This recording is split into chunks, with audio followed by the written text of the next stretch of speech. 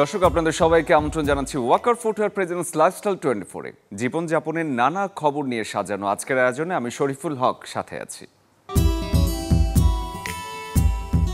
যদি কেউ ছাড়ে কেনাকাটা করতে চান তবে এখনই সময়, কারণ ঈদ পরবর্তী সময়ে পোশাক কিংবা নানা অনুষঙ্গে নানা রকম ডিসকাউন্ট রেখেছেন দোকানিরা।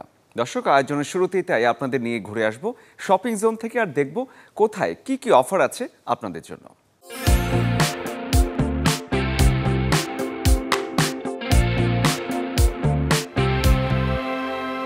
উৎসব পার্বণের পর রাজধানীর শপিং মলের বিভিন্ন ফ্যাশন হাউসগুলোতে চলছে আকর্ষণীয় ছাড়।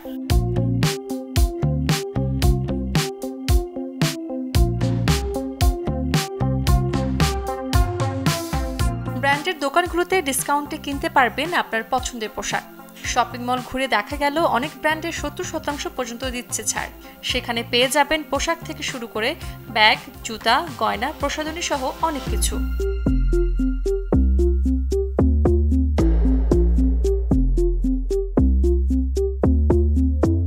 দেশীয় ফ্যাশন ব্র্যান্ড অন্য মেলা মেয়েদের শাড়ি, সালোয়ার কামিজে দিচ্ছে 20 থেকে 40% ছাড় এবং ছেলেদের পাঞ্জাবিতে মিলছে 30% পর্যন্ত ছাড়।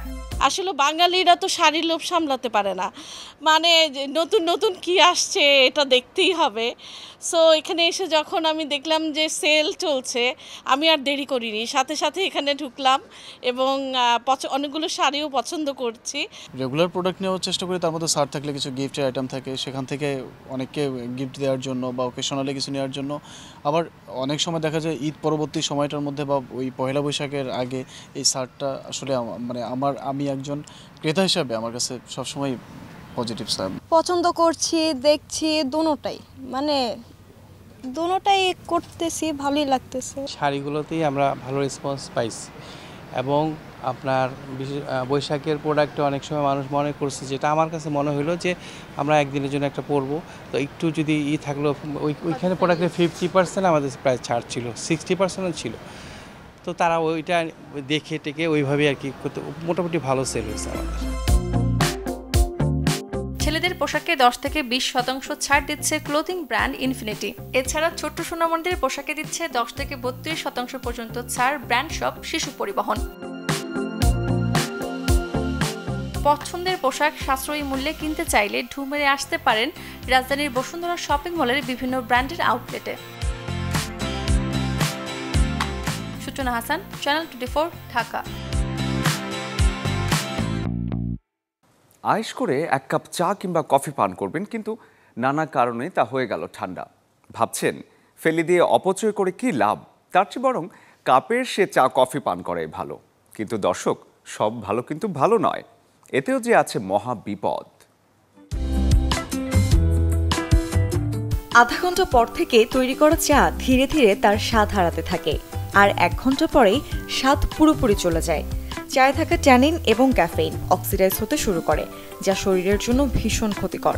আর সেটা যদি হয় দুধ চা, তবে বিপদটা যেন আরও বেশি। ফেলে রাখা দুধ থেকে তৈরি হতে পারে বিভিন্ন প্রকার ব্যাকটেরিয়া, যা ক্ষতি করতে পারে শরীরের।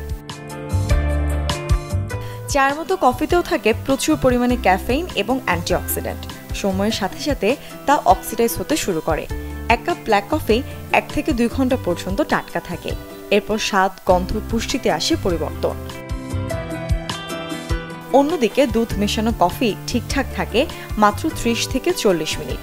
এরপর ধীরে ধীরে দুধে জমতে থাকে ব্যাকটেরিয়া। বিশেষ করে গরমের সময় এটা আরও দ্রুত ঘটে, ফলে তা নষ্ট হয়ে যেতে পারে আরও দ্রুত। অনেকেই অপচয় ঠেকাতে কিংবা পরে খাবেন এই ভেবে চা কফির জায়গা করেন ফ্রিজে। তবে দুধ মিশ্রিত যে কোনো খাবার দ্রুত পচনশীল বা দ্রুত ক্ষতিকর হয়ে উঠতে পারে, ফলে দুধ চা ফ্রিজে রাখলেও খুব একটা বেশি উপকার হবে না। তবে গ্রিন টি বা হার্বাল টি বেশ কিছুক্ষণ ফ্রিজে রেখে খাওয়া যেতে পারে, সেটা 6 ঘন্টার বেশি নয়। তবে স্বাদ এবং গন্ধ যে অনেকটাই হারিয়ে যাবে তা নিশ্চিত। এছাড়া বাসি চা কফি গ্যাস্ট্রিক অ্যাসিডিটিরও কারণ হতে পারে ফুড পয়জনিংও। তাই সাবধান থাকতে চা কিংবা কফি গরম অবস্থায় পান করাই সবচেয়ে ভালো। মুর্ছনৈশী, চ্যানেল 24। চা কফির আলাপ তো হলো, এবার একটু গল্প করতে চাই দুপুরের ভাত ঘুম নিয়ে। লাঞ্চের পর শরীরটা একটু আরাম চায়, তাই অনেকেরই অভ্যেস ঘণ্টাখানেকের ঘুম। এটা কি আসলেই শরীর এবং স্বাস্থ্যের জন্য উপকারী? দুপুরে আয়েশ করে খাবারের পর হালকা জিরিয়ে নেওয়া বা একটুখানি ঘুমিয়ে নেওয়ার অভ্যাস আছে অনেকেরই, যাকে বলা হয় ভাত ঘুম। ছুটির দিন হলে তো ভাত ঘুম হয় জমিয়ে। এই ভাত ঘুমকে কেউ বলেন ঠিকই আছে, কারো মতে আবার খেয়ে দিয়ে ঘুমানো একেবারেই উচিত নয়। ভাত ঘুম নিয়ে আছে নানা মুনির নানা মত, তবে শৈশবের ভাত ঘুমের কথা ভোলার নয়। নাসার বিজ্ঞানীরা কিন্তু ভাত ঘুমকে খারাপ মানতে রাজি নন। বিজ্ঞানীদের মতে দুপুরে খেয়ে খানিকটা ঘুমিয়ে নিলে কাজ করার শক্তি আরও বাড়ে, ক্লান্তিও কেটে যায়। তবে ভারী খাবার খেয়ে ঘন্টার পর ঘন্টা ঘুমালে কাজের চেয়ে অকাজই হবে বেশি। 30 মিনিটের মধ্যে ভাত ঘুমে ক্লান্তি দূর হবে, সাথে মস্তিষ্কও কাজ করবে ঠিক মতো। এই নিয়ে অবশ্য পাইলটদের একটা মজার ব্যাপার আছে। কাজের ফাঁকে যদি 26 মিনিটের ছোট্ট একটা পাওয়ার ন্যাপ নেওয়া হয়, তাহলে পাইলটদের দক্ষতা আরও 34% পর্যন্ত বেড়ে যায়। সেই সঙ্গে মনোসংযোগও বাড়ে। ডায়াবেটিস, থাইরয়েড, পিসিওডির সমস্যা যাদের আছে তাদের দুপুরে কিছুক্ষণ বিশ্রাম নেওয়া ভালো।